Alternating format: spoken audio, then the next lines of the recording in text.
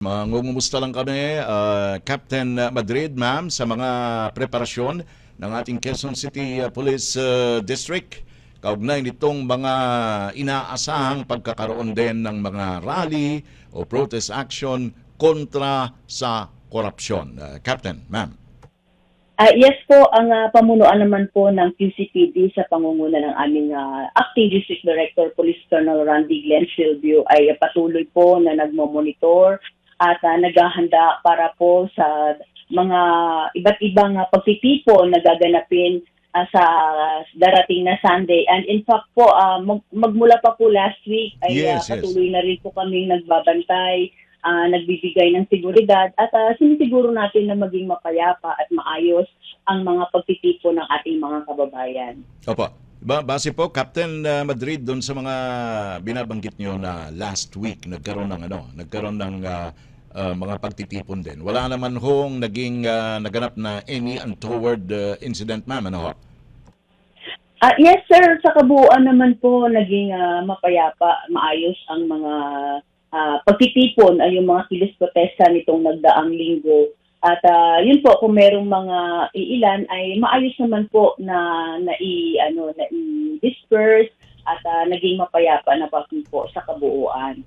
Ayun. And of course, the basic instruction sa mga officers and men of the Quezon City Police District ay sumunod o magkaroon ng mag-exercise ng tinatawag na maximum tolerance, ma'am.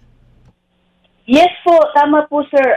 Yan po ang napakahalaga dahil bilang tagapagpatupad ng batas at tagapangalaga ng kapayapaan ng ating sa komunidad at sa mamamayan ay talagang tayo po ay kailangang sumunod sa mga umiiral na batas, lalo na itong mga pagtitipon at higit sa lahat itong constitutional na karapatan ng ating mga kababayan na ihayag yung kanilang mga damdamin, mga hinaing at itong malayang pagtitipon. So ito po ay ginagalang natin at nirerespeto at ang sa atin ay gusto natin na maging maayos, Opo. mapayapa. Kaya po we adhere also dito sa umiiral na batas, itong BP 80 na yung maximum tolerance din po ang ating talagang dapat na ipapatupad. Ayun. Base sa initial report na nakarating na sa inyong tanggapan dyan po sa QCPD, Captain Madrid, ma'am, ano po yung mga areas na posibleng pagtipon-tipunan o pagdausan ng mga rally within the jurisdiction of the Quezon City Police District, Captain, ma'am? Yes po, talagang malakihang pagtitipon ay ito po napag-alaman din natin na meron po talagang itong People Power Monument dito sa area natin at itong EDSA Shrine.